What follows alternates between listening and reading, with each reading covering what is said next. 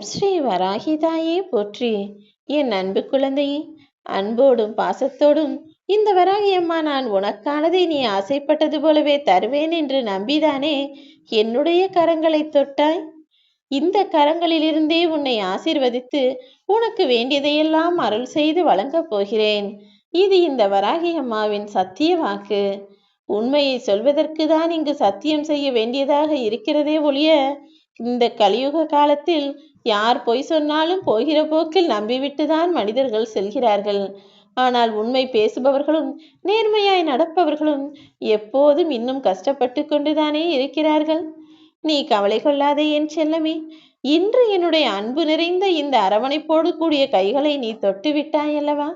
இனிமேல் கரையும் மெழுகிலிருந்து வரக்கூடிய ஒளியைப் போல உன் வாழ்வில் இருக்கும் இருளையெல்லாம் கிழித்து கொண்டு உனக்கான ஒளி வெள்ளத்தையும் வெற்றியையும் இந்த வராகி அம்மா நான் தருவேன்.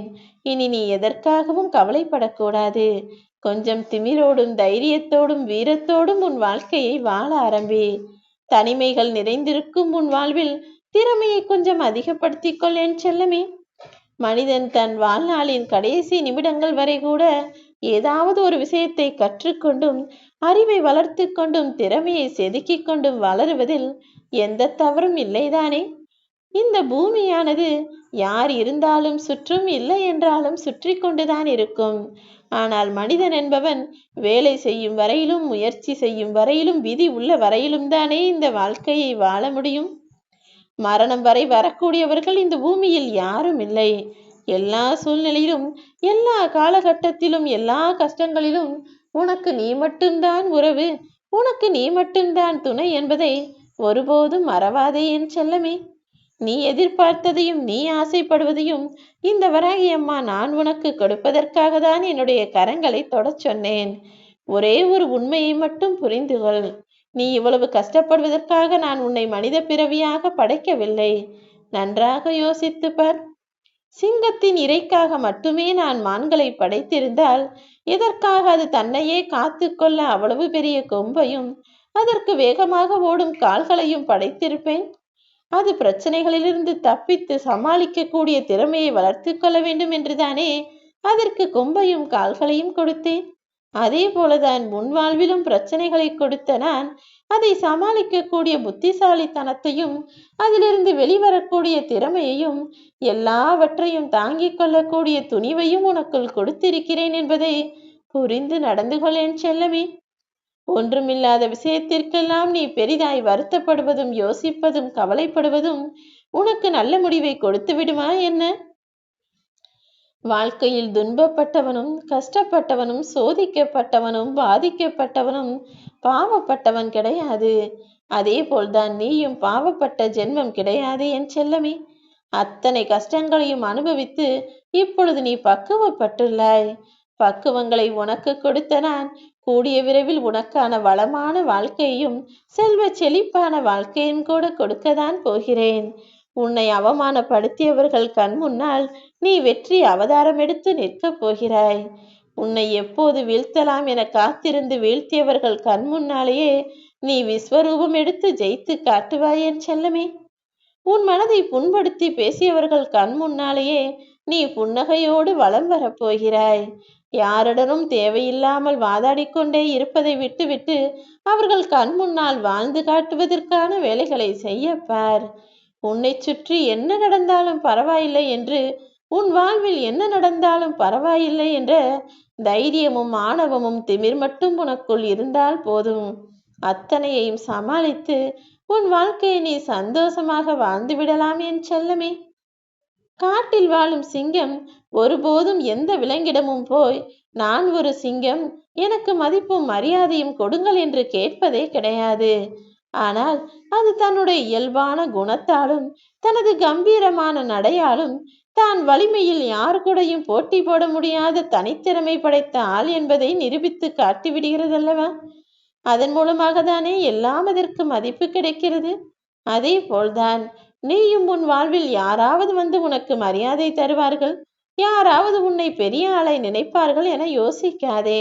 உன்னுடைய செயல்களும் திறமைகளின் மூலமாகவும் உனக்குரிய மரியாதையை பெற்றுக்கொள்ள தயாராகு. திறமையை அதிகப்படுத்தி கொண்டே இருக்க வேண்டுமே தவிர பொழுதுபோக்குகளில் கவனம் செலுத்தி பொழுதுபோக்கையும் நேரத்தையும் வீணாக்கி விடாதே என் செல்லமே. தடங்கல்கள் தடைக்கற்களாக உன்னை தடுத்து நிறுத்திவிட்டால் அப்புறம் உன்னுடைய வெற்றிக்கு யார்தான் துணையாய் நிற்பார்கள்?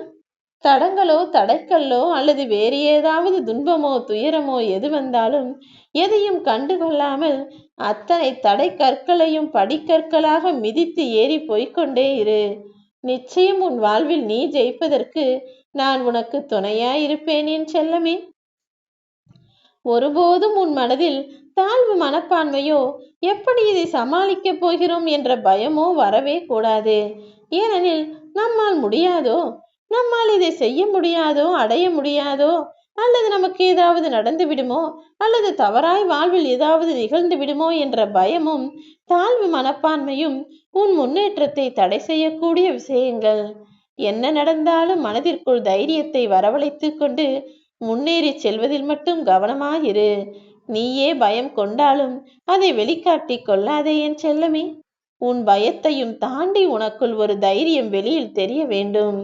எல்லாரிடமும் அன்போடும் அக்கறையோடும் கவனத்தோடும் நீ வாழ ஆரம்பித்தால் நிச்சயமாய் நீ ஜெயித்து விடுவாய். நீயாக யாரையும் வெறுத்தது கிடையாது. ஆனால் உன்னை வெறுக்கக்கூடிய மனிதர்களை நீ திரும்பி கூட பார்க்க வேண்டாம் என் செல்லமே.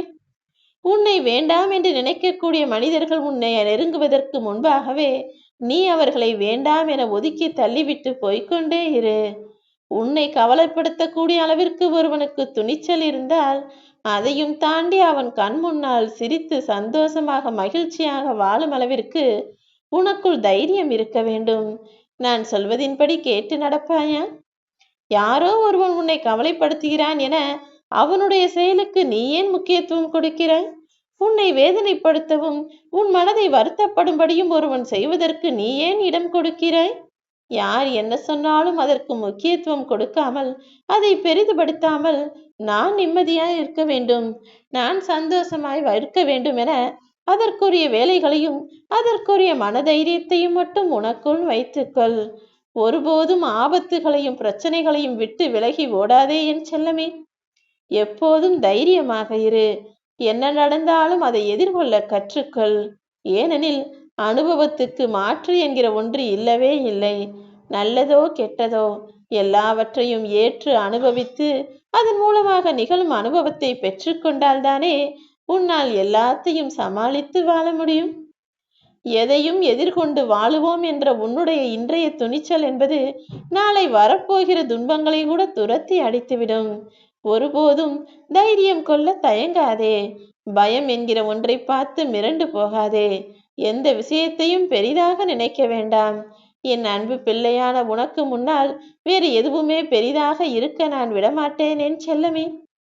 தைரியம் என்கிற ஒற்றை மந்திரம் உனக்குள் எப்போதும் இருக்கட்டும்.